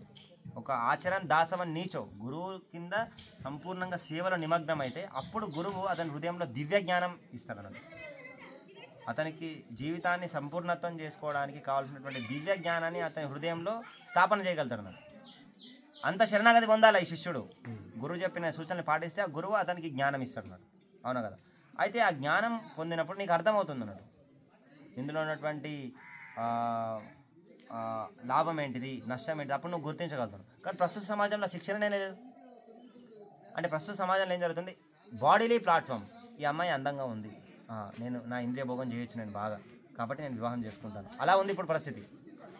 అందుకోసం ఏమవుతుంది, ఎప్పుడైతే మనం ఇంద్రియ భోగం అయిపోతుందో అది వాళ్ళు ఏం చేస్తున్నారు, ఇంకా దుఃఖం అనేది వస్తుంది అనుకుంటున్నారు. వీళ్ళ కోరికలు వాళ్ళ కోరికలు మ్యాచ్ అయిపోవడం, అందుకోసం విడాకులు తీసుకుంటారు.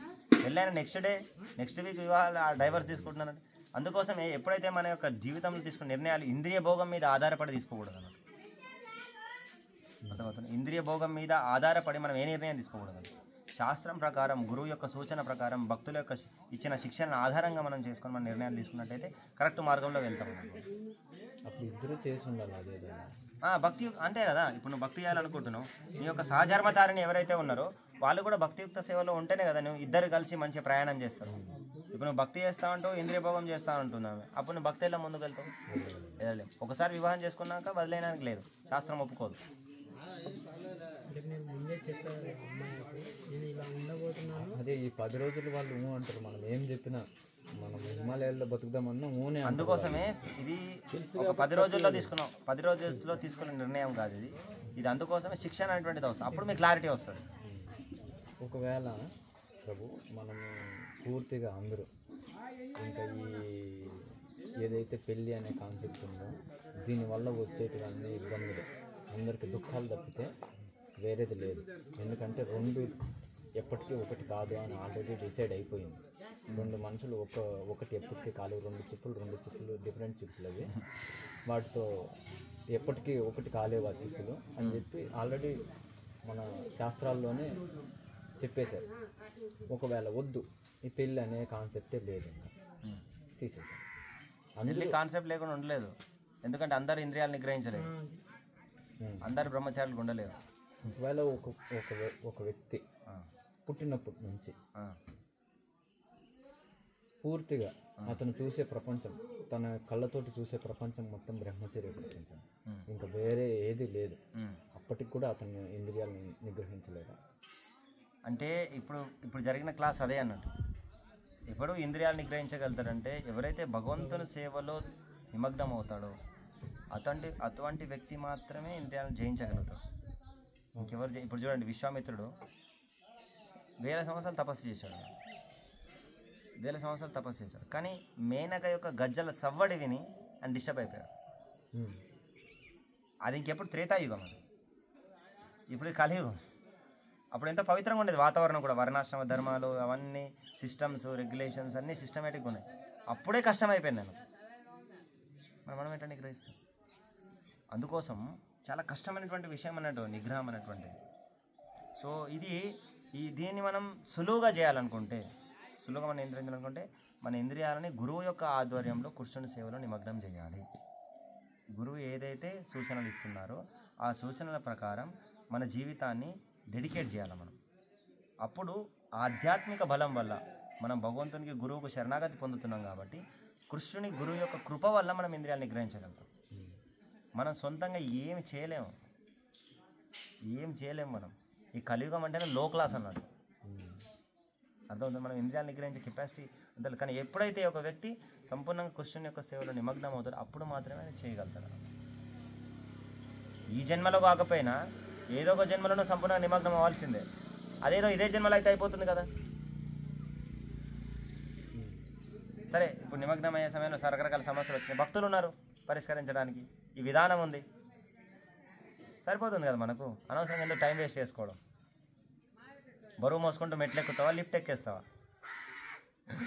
అది కూడా ఒక ఇంద్రియ భోగం ఎట్లా అవుతుంది? కృష్ణుని యొక్క సేవ, కృష్ణుని యొక్క సేవ కోసం నువ్వు చేస్తున్నావు. బ్రహ్మచర్యాశ్రమం అదే కదా. బ్రహ్మచర్యాశ్రమం ఎందుకు స్వీకరిస్తున్నాను? ఏదో బరువు తప్పించుకోవడానికి కాదు, కృష్ణుని సేవ ఇంకా బాగా చేయడం కోసం. సమయం వృధా కాదు, తొందరగా వెళ్ళాలన్న తొందరగా నిమగ్నం అవుతాం మనం. ఏదైతే అంటే గృహస్థాశ్రమంలో భక్తి చేయలేమనేది లేదు. గృహస్థాశ్రమం ఇప్పుడు చూడు, ఇక్కడ 16 కుటుంబాలు ఉన్నాయి, వాళ్ళు కూడా భక్తి చేస్తున్నారు. కానీ అటువంటి అనుకూలమైనటువంటి వాతావరణం ఉండాలి, ఉంటుంది. లేకపోతే ఇప్పుడు బయట సమాజం చాలా కష్టంగా ఉందన్నట్టు. ఎందుకంటే ఇప్పుడు ఇక్కడ అంటే వర్ణాశ్రమం ఇటువంటి భక్తుల సమాజం కాబట్టి ఇక్కడ నడుస్తుంది. నేను ఇక్కడ వచ్చి ఒక సంవత్సరంలో ఒక 3 months ఉండి తర్వాత మళ్ళీ నేను వేరే జీవితం గడపడానికి వెళ్ళాలి. కానీ నేను దీన్ని ఆచరణలో పెట్టుకోగలను. అంటే బయట ఇప్పుడు చూడండి, ఇప్పుడు 100 మంది ఒక రకంగా ఉన్నారు, మనం ఒక రకంగా ఉన్నాం. వాళ్ళ యొక్క ప్రభావం మన మీద ఉంటుంది, అవునా కాదా? అవును. ఇప్పుడు మేమైనా సరే ఇప్పుడు ఇక్కడ భక్తి చేస్తున్నాం, నేను భక్తుల సంగతి నుంచి దూరం వెళ్ళాలనుకోండి, అప్పుడు కూడా నా మీద ప్రభావం ఉంటుంది. మెల్లమెల్లగా భక్తుల నుంచి దూరం వెళ్ళేటువంటి అవకాశం ఉంటుంది. మనం భగవంతుని యొక్క దామం వెళ్ళేంత వరకు మనం భక్తుల సంగతి ఉండాలి. అర్థమవుతుందా? ఇప్పుడు మీరు చాలా ప్రమాదం అన్నట్టు. ఏ ఒక్క ఆలోచన, ఇప్పుడు ఇంత మీరు భక్తి చేసినా కూడా ఏ కొంచెం ఆలోచన వచ్చినా కూడా అది మిమ్మల్ని ఈ సాధన ఎంత చేసినా అదంతా పోతుంది. కంటిన్యూస్గా భక్తుల సాంగత్యంలో ఉన్నాను. ఇప్పుడు మన సొసైటీ, మనం ఏదైతే సంఘంలో జీవిస్తున్నామో అటువంటి మనం ఏదైతే సంఘం చేస్తామో ఆ సంఘం మంచిగా ఉంటేనే కదా మన జీవితం కూడా బాగుంటుంది. ఆ సంఘం యొక్క ప్రభావం మన మీద ఉంటుంది కదా, అవునా కదా?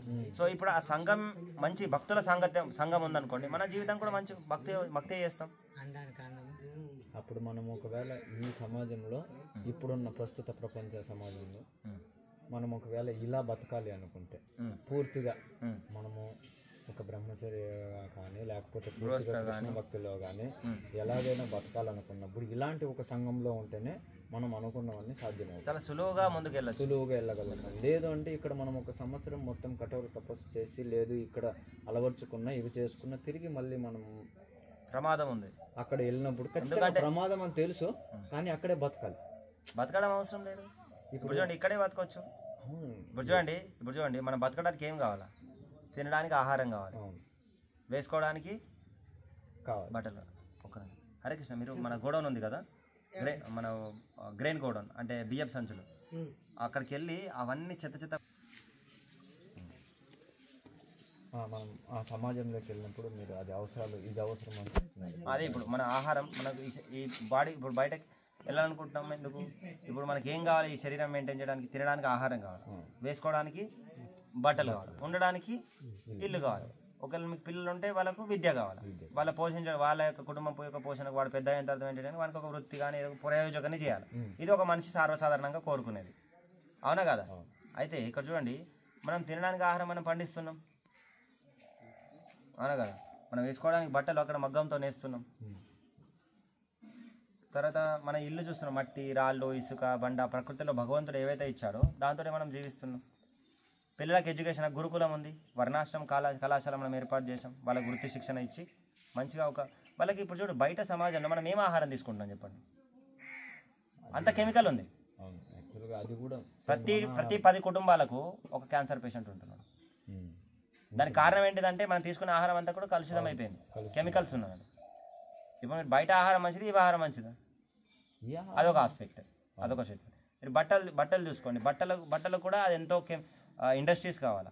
ఆ ఇండస్ట్రీస్ను ఏదైతే బట్టలు తయారు చేస్తుంది, ఆ ఇండస్ట్రీస్ నడవడం ద్వారా ఆ ఇండస్ట్రీ ద్వారా ఎన్నో జీవులు చనిపోతున్నాయి. ఆ కర్మ కూడా మనం తీసుకోవాలి. ఇప్పుడు చూడండి, ఇక్కడ కరెంటు వాడడం మనం, ఇప్పుడు కరెంటు తయారు చేయడానికి ఎన్నో ఫ్యాక్టరీస్ కావాలి. ఆ కరెంటుతో ఉపయోగించుకొని నడిచే గ్యాడ్జెట్స్ ఏవైతే ఉన్నాయో అవన్నీ నడవడానికి ఇంకొన్ని 100 ఫ్యాక్టరీస్ కావాలి. అవన్నీ ఫ్యాక్టరీస్ నడవడం ద్వారా వాతావరణం కలుషితం అవుతుంది, మనకు మంచిది కాదు, ఎన్నో జీవులు చనిపోతున్నాయి. అదంతా కర్మ ఉంటుందా లేదా దానిలో? అది మనం వాడుతున్నప్పుడు మనం కూడా కర్మ తీసుకోవాలా లేదా? పాపపూరితమైనటువంటి జీవన విధానంలో ఉండాలా, పవిత్రమైన జీవన విధానంలో ఉండాలా?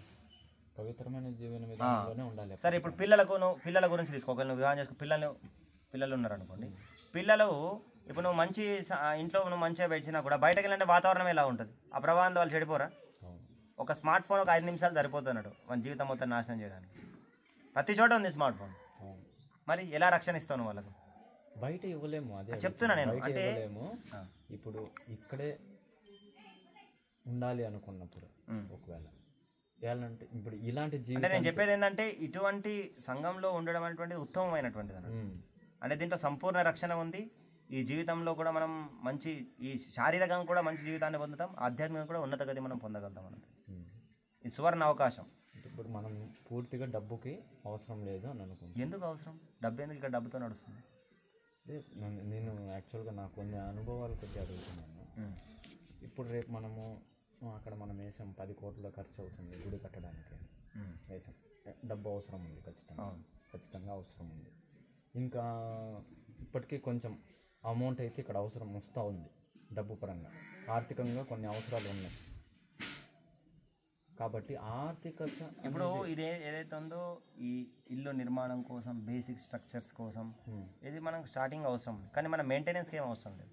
మెయింటెనెన్స్ తినడానికి అవసరం లేదు, పండించుకుంటాం. మెయింటెనెన్స్కి ఏం అవసరం లేదు అన్నట్టు. ఈవెన్ మీరు బయట ప్రపంచంతో కూడా కంపేర్ చేస్తే మీకు ఎంతో ఎనర్జీ, టైం సేవ్ అయిపోతుంది అన్నట్టు. ఇక్కడ ఇప్పుడు మందిరం నిర్మాణం చేస్తున్నాం. మందిర నిర్మాణం చేయడంలో మనం ఒకరం భాగస్వామి, ప్రపంచమంతా భాగస్వామ్యం చేయాలి. ఎందుకు? భగవంతుని యొక్క మందిరం సేవలో వాళ్ళ ధనాన్ని ఉపయోగించడం ద్వారా వాళ్ళు పవిత్రం అవుతారు.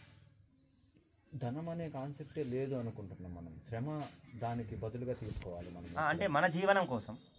ఇదేంటంటే ఇది చాలా పెద్ద పిక్చర్ అన్నట్టు. ఇది వర్ణాశ్రమం ఏదైతే ఉందో, ఇప్పుడు మందిరం ముందు పూర్వకాలంలో కూడా మందిరాలు నిర్మాణం చేసేటప్పుడు రాజుల యొక్క సాయం తీసుకునేది, ప్రజల యొక్క సాయం చేసే వాళ్ళ శక్తి మేరకు వాళ్ళంతా కూడా. ఇప్పుడు చూడండి, మందిరం నిర్మాణం అయినా కూడా ఇప్పుడు మీరంతా ఫర్ ఎగ్జాంపుల్ మీరే వ్యవసాయం వేశారు అనుకోండి, నువ్వు మందిరం కోసం ధాన్యం ఇస్తావు, నువ్వు ఇయ్యకుండా ఉండలేవు అన్నట్టు. భగవంతుని సేవ కోసం ఆ విధంగా దాని యొక్క మెయింటెనెన్స్ అవుతుంది అన్నట్టు. ఇప్పుడు ఈ మందిర నిర్మాణం కోసం కూడా ఇప్పుడు బయట ఎంతో మంది జనాలు ఉన్నారు. వాళ్ళందరూ ఇప్పుడు మనలాగా సేవ దొరకట్లేదు, ప్రసాదం దొరకట్లేదు, నామం చేయట్లేదు, మరి వాళ్ళు ఎట్లా పవిత్రం అవుతారు? వాళ్ళకి పవిత్రం చేయడం కోసం ఈ యొక్క దానం అనేటువంటి తీసుకోవాలి, ఏదో విధంగా వాళ్ళకి సుకృతిని ఇవ్వాలి. తర్వాత అదొకటే కాకుండా ఈ యొక్క మందిర నిర్మాణం అనేటువంటిది ఎంతో మందికి కృష్ణ చైతన్యం. ఇప్పుడు మీరు ఇక్కడికి వచ్చారు, ఇక్కడికి వస్తేనే కదా మీకు చెప్పగలుగుతున్నాం. మీరు ఇక్కడ ఉండడానికి ఇన్ఫ్రాస్ట్రక్చర్ ఏర్పాటు అయితేనే మీరు ఉండగలుగుతున్నారు. అందుకోసం ఈ యొక్క మందిరం యొక్క నిర్మాణం దానిని నిమగ్నం చేయడం ద్వారా ఎంతో వేల మందికి ఇటువంటి కృష్ణ చైతన్యం ఇవ్వడానికి సాయం అవుతుంది. అందుకోసం మనం ధనం స్వీకరిస్తాం. కానీ మనం పోషణ కోసం, మన యొక్క జీవితం యొక్క మెయింటెనెన్స్ కోసం మనకు అవసరం లేదు. మనం ఐడియల్ ఎగ్జాంపుల్ ప్రపంచానికి చూపించడం కోసం అన్నట్టు. అలాగని ఈ బయట ఉన్న వ్యక్తులందరూ కూడా మనం వదిలేయడం కాదు, వాళ్ళని కూడా కృష్ణ చైతన్యంలోకి తీసుకురావాలి. వాళ్ళని ఎలా కృష్ణ చైతన్యంలోకి తీసుకొస్తావు? వాళ్ళకి ప్రసాదం ఇవ్వాలి, వాళ్ళ యొక్క దానం తీసుకొని ఏ విధంగా వాళ్ళు కష్టపడి సంపాదించిన ధనాన్ని భగవత్ సేవలో నిమగ్నం చేయాలి, వాళ్ళకి హరినామ సంకీర్తన చేయించాలి, ఈ విధంగా వాళ్ళని కూడా సేవలో నిమగ్నం చేయాలి. వాళ్ళు అక్కడ డబ్బుతో పోరాడుతున్నారు ఆర్థికంగా, కాబట్టి వాళ్ళ ఆలోచన, వాళ్ళ స్థితిగతి అనేది ఆ విధంగానే ఉండబడుతుంది ఎప్పటికైనా. ఎందుకంటే ఆ ప్రస్తుత సమాజంలో అక్కడ అలాగే ఉండాలి, అలాంటి ఆలోచనలు వద్దనుకున్నా మన కంటికి కనిపిస్తాయి, మన చెవులకు వినిపిస్తాయి. కాబట్టి ఖచ్చితంగా మనకు అటువంటి జీవన శైలే మన ముందు ఉంటుంది.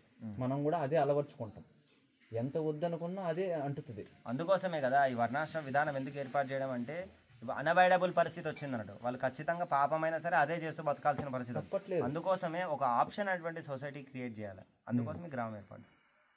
ఇప్పుడు మీలాంటి శ్రద్ధ ఉన్న వాళ్ళకు, కనీసం అందరిలాగా రాకపోయినా శ్రద్ధ ఉన్న వాళ్ళకు, ఎవరైతే భక్తి చేయాలనుకున్నారో కనీసం ఒక ప్లాట్ఫామ్ అనేటువంటిది ఉండాలి. అందుకోసమే ప్రభుపాల్ వారి గ్రామాలు స్టార్ట్ చేస్తున్నారు. ఇప్పుడు గ్రామం స్టార్ట్ చేయాలంటే మనకు ల్యాండ్ కావాలంటే ధనం కావాలి. దానికి అంటే బేసిక్ ప్లాట్ఫామ్ ఏర్పాటు చేయడానికి ధనం కావాలి, కానీ దీని మెయింటెనెన్స్ అవసరం. అదే హరే కృష్ణ. హరే కృష్ణ. ఇంకేమున్నాయి డౌట్స్? ఒకే రోజు నేను ఇంకా కొన్ని ఉన్నాయి, చాలా డౌట్స్ ఉన్నాయి ఇంకా. అంటే వన్ డేలో ఏం అర్థం కాదు, అందుకే ఈ రోజుకి దీన్ని నేను జీర్ణించుకుంటే వన్ డేలో మనకి ఇవన్నీ విషయాలు అర్థం కాదు. సమయం మీరు స్టే చేయాలి. కనీసం ఒక 1 year అని అంటే ఒక బేసిక్ ఐడియా వస్తుంది. లేకపోతే ఏం అర్థం కాదు, వన్ డేలో ఏం అర్థం కాదు. ఏముంటావు, గడ్డి, రాళ్ళు, మట్టి, ప్రకృతి బయట కూడా ఉంటుంది. కానీ ఇక్కడ ప్రతి ఒక్కరికి కూడా కృష్ణ చైతన్యం ప్రచారం చేయడం కోసమే ఉందన్నట్టు. అర్థమవుతుంది. ప్రతి ఒక్క విషయం కూడా ప్రతి ఒక్కరికి ఏ విధంగా భక్తులు చేయాలి, ఏ విధంగా భగవంత్ సేవని వాళ్ళకి అందజేయాలి, వాళ్ళ జీవితాన్ని పవిత్రం చేయాలనే ఉద్దేశంతో ప్రతి ఒక్కటి ఏర్పాటు చేయడం జరుగుతుంది. మనము అధునాతన పరికరాలు కొన్ని ఇక్కడ ఉపయోగించుకోకపోవడానికి గల, ఇప్పుడు చూడ అధునాతనే మనం అనుకుంటున్నాం, ఇప్పుడు అడ్వాన్స్మెంట్ అని వెళ్తున్నాం మనం. అంటే ఉదాహరణ వినండి, మీరు అనేది నాకు అర్థమైంది. ఆ అడ్వాన్స్మెంట్ ఏదైతే పరికరాలు మనం ఉపయోగిస్తున్నామో, మనం ఎంత అడ్వాన్స్మెంట్ అవుతూ ఉంటే అంత మనం దూరంగా వెళ్తున్నాం. ఇప్పుడు చూడండి, ఫర్ ఎగ్జాంపుల్ మీరు అనుకోవచ్చు, ఇక్కడ మనం టీవీ ఉపయోగించవచ్చు. ఫర్ ఎగ్జాంపుల్ టీవీ అనుకోండి, అన్ని న్యూస్ తెలుస్తుంది, ప్రపంచంలో ఉన్న న్యూస్ తెలుస్తుంది, మనం ఉపయోగించవచ్చు కదా అని అంటే. ఇప్పుడు మీరు చూడండి, ఆ టీవీ తయారవ్వడానికి ఇది అనర్థ అన్నట్టు, అన్వాంటెడ్. మనం ఏదైతే జీవితంలో పరిపూర్ణత పొందడానికి అవసరం లేదు, అది టీవీ, మొబైల్, ఈ ధార్మిక ఏదైతే ఉందో, టెలివిజన్ టెక్నాలజీ వద్దు అనుకుంటే పక్కన పెడితే మనకు పంట పొలాలకు కానీ, ఇప్పుడు చూడు మరి మీరు ఉదాహరణకు ట్రాక్టర్ అనుకోండి, ట్రాక్టర్ వాడుతున్నారు. మరి ఇప్పుడు ట్రాక్టర్ వాడితే ఎద్దులు ఏం చేస్తాయి? ఎద్దులు ఇప్పుడు మనం ట్రాక్టర్ పూర్తిగా ఇప్పుడు 1000 ఎకరాల భూమి ఉంది. ముందు నందమహారాజ్కి 9 లక్షల ఆవులు నందమహారాజ్ దగ్గరనే ఉండేవి. ఎద్దులని ఇప్పుడు ఆవు, ఇప్పుడు చూడండి, ఆవు ఏదైతే ఆర్థిక నాగరికత భూమిపైన ఆవు పైన ఆధారపడి ఉంటుందో అది ఎప్పుడు నాశనం కాదు. ఇది వైదిక నాగరికత, ఎప్పుడు కూడా నాశనం కాదన్నాడు. కానీ మీరు చూడండి, ఇప్పుడు మీరు ఇప్పుడు ప్రస్తుతం సొసైటీ ఏదైతే ఉందో, ఆవులను చంపుతున్నారు, ఎద్దుల్ని చంపుతూ ఉన్నారు. తర్వాత ఈ ఫ్యాక్టరీస్ ఏదైతే పెంచుతున్నారు, దీని మీద ఆధారపడి వాళ్ళు నడుస్తున్నారు. వినండి, వెళ్తూ ఉండడం వల్ల సమాజం ఎటువైపు ఎంత ఇవన్నీ పెంచుతూ ఉన్నారో అంత డిస్ట్రక్షన్ వైపు వెళ్తుంది, అంత ఆయుష్ తగ్గిపోతుంది, అంత ఆహారం అలవాట్లు తగ్గిపోతున్నాయి, అంత కుటుంబ సంబంధ బాంధవ్యాలు తగ్గిపోతున్నాయి, అంత నాశనం వైపే వెళ్తుంది కదా. మరి అడ్వాన్స్మెంట్ అవుతున్నప్పుడు జీవితం కూడా ఆనందంగా ఉండాలి కదా మరి. ఎందుకంటే భగవంతుడు ఇచ్చిన సిస్టమ్ అన్నట్టు ఇది. ఇప్పుడు మనకు అందుకే ఇప్పుడు ప్రతి ఒక్క ఈ ప్రపంచంలో ఏదైతే సృష్టి జరిగిందో ప్రతి ఒక్క దానికి ఒక స్పెసిఫిక్ పర్పస్ ఉందన్నట్టు. అర్థమవుతుందా? ఎద్దు ఉన్నది మనకు తండ్రిలాగా, ధర్మానికి ప్రతీక అన్నట్టు. సో అది మనకు తండ్రి స్థానం ఇవ్వడం, ఎందుకంటే మనం పోషిస్తుంది అన్నట్టు. ఆవులు ఏవైతే ఉన్నాయో తల్లి స్థానం ఇవ్వబడింది అన్నట్టు. సో దాని యొక్క రక్షణ చేసినట్లయితే మనకు ఎద్దు మనకు పోషిస్తుంది అన్నట్టు. మన పంట పొలాలకు పండించడానికి కావాల్సినటువంటి అన్నీ వస్తుంది అన్నట్టు. ఆ జీవి క్రియేట్ చేయబడిందే దానికి, ఇది మనం క్రియేట్ చేసింది అన్నట్టు ఇవన్నీ. కానీ మన క్రియేషన్ వల్ల ఏమవుతుంది, మనం సొంత, ఇంతకుముందు సనాతన ధర్మంలో ఒక టెక్నాలజీ లేదని కదా ఉంది, కానీ భగవంతుడు ఇచ్చిన సిస్టమ్ ప్రకారం ఉంది. ఇప్పుడు మనం కురుక్షేత్ర యుద్ధమే ఉంది. మనం ఈరోజు మిసైల్స్ అంటున్నాం, ఆటం బాంబులు అంటున్నాం, అంతకంటే చాలా శక్తివంతం, అంతకంటే చాలా శక్తి. కానీ ఎవరికి పడితే వాళ్ళ దగ్గర ఆయుధాలు ఉండేవి కావాలి. అంటే దాన్ని పొందిన అంటే ఎవరికైతే కెపాసిటీ ఉంటుందో, ఎవరికైతే ఎవరు పవిత్రంగా ఉంటారో వాళ్ళకే మంత్రం వస్తుంది అన్నట్టు, హ్యాండిల్ చేయగలరు, వాళ్ళకే ఇస్తారు. ఇప్పుడు ఒక ట్రాక్టర్ ఉంది, తోలే డ్రైవర్ దగ్గర ఉంటేనే అది. ఇప్పుడు ట్రాక్టర్ ఏదైతే అట్లా కాదు, అలా కంపేర్ చేయకూడదు. ఎగ్జాంపుల్ అలా కంపేర్ చేయకూడదు, ఎందుకంటే రాంగ్ అనాలిసిస్ అన్నట్టు. ఇప్పుడు మీ ట్రాక్టర్ ఉందనుకోండి, ఇప్పుడు ట్రాక్టర్ మీరు వాడుతున్నారు, అది ఫ్యాక్టరీ, అది దాని ద్వారా భూమి కూడా అంత నచ్చదు. ఎందుకంటే ఎక్కడైతే ఆవులు ఎద్దులు తిరుగుతాయి భూమి ఆనందపడుతుంది అన్నట్టు. మన పంటకు కావాల్సినటువంటి అన్నీ ఇస్తుంది. దాని ద్వారా ఎంతో నష్టాలు కూడా మనకు తెలిసి ఉంటుంది. వానపాములు చనిపోతాయి, ఇంకా భూమి గట్టిగా అయిపోతుంది. భూమి గట్టిగా అవుతుందని. అంటే నేను ఎక్కువ వ్యవసాయం చేయలేదు, కానీ వీళ్ళకి తెలుసు. నాకు తెలుసు, నేను జస్ట్ అడుగుతున్నాను. ఎందుకంటే నేను ఈ పంట పొలాలన్నీ తిరిగినప్పుడు, నేను 2 రోజులుగా తిరిగినప్పుడు చాలా చోట్ల ఇంకా కలుపు విపరీతం. అంటే ఇప్పుడు చూడండి, ఇక్కడ భూమి నేను ట్రాక్టర్తో దున్నుతా అంటారు, కానీ ఇంకో చోట ఫ్యాక్టరీ క్రియేట్ చేసి ఆ పొల్యూషన్ అంతా కూడా ఇంకా వేరే భూమిని నాశనం చేస్తుంది. అవును కదా. ఇంకో చూడండి, ఇప్పుడు ఈ ఎద్దులు, ఇంకొక సమస్య ఏంటిదంటే, ఇప్పుడు ఎద్దులు ట్రాక్టర్లు మీరు వాడుతున్నారు, కానీ ఈ ఎద్దులన్నీ ఈ ట్రాక్టర్ జనరేషన్ అవ్వడం వల్ల ఎద్దులు ఏం చేయాలో తెలుస్తలేదు జనాలకు, వ్యవసాయదారులకు. వాళ్ళకి తెలుసు ఇది పాపం అని, అయినా కూడా స్లాటర్ హౌస్కి అమ్ముతున్నారు. అంటే ట్రాక్టర్ ఏం చేస్తుంది, వాళ్ళని పాపాత్మలు తయారు చేస్తుంది. అవునా కదా. బట్ దెన్ ఒక పని చేయడం ద్వారా మన పవిత్రం అవ్వాలి కదా. అంటే మన శరీర సౌఖ్యం చూస్తున్నాం, ఇక్కడ ఇంపార్టెన్స్ ఇస్తున్నాం. కానీ ఎంత అన్ఎంప్లాయ్మెంట్ పెరుగుతుంది, పెరుగుతుంది. మన వేదిక సొసైటీలో అన్ఎంప్లాయ్మెంట్ క్వశ్చనే లేదు, అసలు లేదు అది. ఎందుకంటే ప్రతి ఒక్కరు కూడా కావాల్సిన పని ఉంది. ఇప్పుడు పని లేకపోతే, పని లేదు, మీకు జాబ్ దొరుకుతలేదు, వాడు ఏం పని, ఏదో పని చేస్తాడు. ఇప్పుడు డబ్బులు లేవు వాని దగ్గర, అందరు భోగిస్తూ ఉంటారు, వీడు వాడేం దొంగతనం చేస్తాడు, దొంగ తయారవుతాడు. అంటే దీనివల్ల ఏం పర్యవసరం వస్తుంది అనేది కూడా మనం చూడాలి. అదే మన భగవంతుడు ఇచ్చిన సిస్టమ్ మన ఫాలో. వాడు దున్నుతూ ఉంటాడు మంచిగా. భూమికి ఆవుకు మనకు చాలా కనెక్షన్ ఉంది. యాక్చువల్గా మన ఆరోగ్యం చాలా అద్భుతంగా ఉంటుంది అన్నది. వాడు దున్నుతూ ఉంటే వాళ్ళ శారీరక శ్రమ వస్తుంది, ఏం రోగాలు రావు. ఆవుతో కనెక్షన్. అవునా కదా మనోహర్ గారు, మీకు వ్యవసాయదారులు మీకు బాగా తెలిసి ఉంటుంది. వ్యవసాయానికి ఏం రోగాలు రావు, ఎందుకంటే ఆవుకు సేవ చేస్తుంటారు వాళ్ళు, ఎద్దులతో సాచార్యం పొందుతూ ఉంటారు. భూమి మన తల్లి లాంటిది అన్నట్టు. మన తల్లిని, ఇప్పుడు మన తల్లే ఉందనుకోండి, మన కన్న తల్లి ఉంది, మనకు కావాల్సిన అన్నీ ఇస్తుంది, అన్నీ తీసుకొని మనము ఆమె ఓల్డ్ అయిన తర్వాత పడేస్తామా, కేర్ తీసుకుంటాం కదా. అట్లనే ఇప్పుడు మన తల్లి భూమి మనకు కావాల్సిన అన్నీ ఇస్తుంది, ఆమెకు నచ్చిన విధానంలో మనం వెళ్ళాలా, ఆమెకు ఇబ్బంది పడే విధానం మనం వెళ్ళాలా. ఇప్పుడు మనం ఇప్పుడు పెస్టిసైడ్స్ అన్నీ చేస్తూ ఉన్నారు, రసాయనాలు అన్నీ చేస్తున్నాం, దానివల్ల భూమి ఎంత ఇబ్బంది పడుతుంది. దెన్ నేను దీని గురించి ఇంకా కొంచెం స్టడీ చేసినాడు, మీ దగ్గర డిస్కస్ చేస్తాను. స్టడీ చేయండి. ఎందుకంటే నేను కొన్ని అనుకున్నాను, అవి నేను పూర్తిగా మీ దగ్గర మాట్లాడలేకపోతున్నాను, ఎందుకంటే నాకు సరైన నాలెడ్జ్ దాని గురించి లేకపోవడం. ఏం లేదు, మీరు ప్రభుపాల వారి గ్రంథాలు బాగా చదవండి, భక్తుల సాంగత్యంలో ఉండండి, ఈ విధానాన్ని తీవ్రంగా పాటించండి, మీ డౌట్స్ అన్నీ పోతాయి. ఎట్లా అయితే అగ్ని ఎప్పుడెక్కడ దీపం ఉంటుందో అక్కడ అంధకారం. మనం ఈ టెక్నాలజీని అంటే కొన్ని చాలా మన పురాతనంలో ఇప్పుడు పైపింగ్ ప్లంబింగ్, ఇప్పుడు మేము కూడా వాడతాం టెక్నాలజీ ఎలాగా. ఇప్పుడు బుల్ సిస్టమ్ ఉంది, ఇప్పుడు సున్నం గానుగ ఉంది, ఇప్పుడు సున్నం గానుగ కనిపిస్తుంది కదా, ఈ గానుగ అంతా కూడా మేము మెషిన్స్తో చేయలేదు అన్నట్టు. అక్కడ ఎద్దులను ఉపయోగించే చేస్తున్నాం. తర్వాత ఇప్పుడు నూనె గానుగ కూడా తయారు చేస్తున్నాం, ఆ నూనె గానుగ కూడా మేము ఎద్దులను ఉపయోగిస్తున్నాం. అక్కడ కూడా యంత్రం ఉంది, కానీ ప్రకృతి సహజ సిద్ధమైంది. ఇప్పుడు అక్కడ వాటర్ ఉంది, వాటర్ కూడా మేము తయారు చేసేది అక్కడ కూడా ప్రకృతి సహజ సిద్ధమైంది. వేదిక సిస్టంలో కూడా ఇన్స్ట్రుమెంట్స్ ఉన్నాయి, కానీ ప్రకృతికి అనుకూల విధంగా ఉందన్న. ప్రకృతి నాశనం చేసిన ఎటువంటి పరికరాలైనా యంత్రాలైనా మనం ఇక్కడ వాడచ్చు, ఖచ్చితంగా తప్పేం లేదు. అంటే దాని లిమిట్స్ అనేవి ఉంటాయి అన్నట్టు. అంటే మన ఋషులకు మునులకు తెలియక కాదు ఇవన్నీ చేయక ఇన్వెన్షన్స్. దీని ద్వారా వీడు భక్తి నుంచి దూరం వెళ్తాడు అని వాళ్ళకి తెలుసు, అందుకోసం ఏది అవసరం అవే ఇచ్చారన్నమాట. అర్థమవుతుందా? ఏది అవసరం వాళ్ళకి అవి ఇచ్చారన్నమాట.